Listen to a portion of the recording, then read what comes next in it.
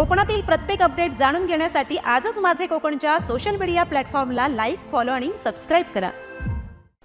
किल्ले रायगडच्या पायथ्याशी पाचाडमध्ये राजमाता जिजाऊ यांच्या 427व्या जन्मोत्सवाचे आयोजन करण्यात आले होते। रायगड जिल्हा परिषद आणि पाचाड ग्रामस्थांच्या वतीने आयोजित या भव्य कार्यक्रमाला मंत्री भरत गोगावले यांची प्रमुख उपस्थिती होती। मात्र याच सोहळ्यादरम्यान ऐतिहासिक पाचाड गावात येणाऱ्या शिवभक्तांच्या भीषण हालअपेष्टा पुन्हा एकदा समोर आल्या आहेत।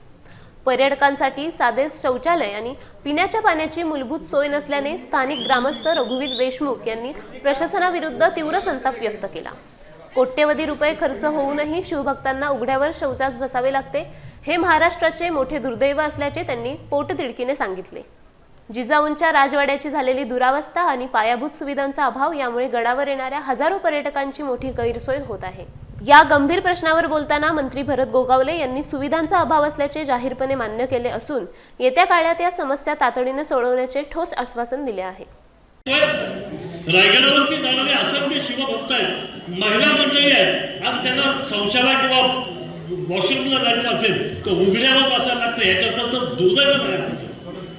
ही रायगडावरची अवस्था आहे। लाखो करोडो रुपये येतात व जातात कुठे नेमके? आता आपण बघितलं किमान 100 ते 150 गाड्या रोज प्रवाशांच्या येतात। शाळेच्या मुली आहेत, मुलं आहेत। गडावरती जर का फिरायचं झालं तर त्यांना कुठेही आसरा नाही। रणरणत्या उन्हामध्ये थांबायचं झालं तर कुठे निवारा शेड नाही। शेड आजही आम्ही पिण्याच्या पाण्याची व्यवस्था, गडावरती शुद्ध पिण्याच्या पाण्याची व्यवस्था करू शकलो नाही, हे आमचं दुर्दैव आहे। आपण मंत्री असताना जर का कार्यवाही झालेली आहे, पूर्तता झाली नाही तर शेत आम्ही कुणाकडे मागायचं? नेमकं आम्ही मागायचं कुणाकडे? आणि म्हणून आमचा सवाल आहे की रायगडावरती येणारे राज्याभिषेकाच्या वेळेला येणारे लाखो शिवभक्त आहेत,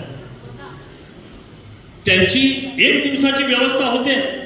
पिण्याच्या पाण्याचे ट्रकच्या ट्रक तिथे बिस्लरी वॉटर्स घेऊन येतात, अन्नदान लागतं, गाड्यांचं पार्किंग लागतं, सगळी व्यवस्था होते।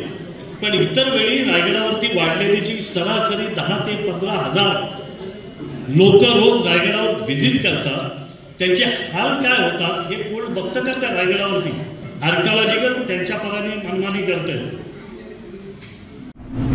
कोकणातील प्रत्येक अपडेट जाणून घेण्यासाठी आजच माझे कोकणच्या सोशल मीडिया प्लॅटफॉर्मला लाईक, फॉलो आणि सबस्क्राईब करा।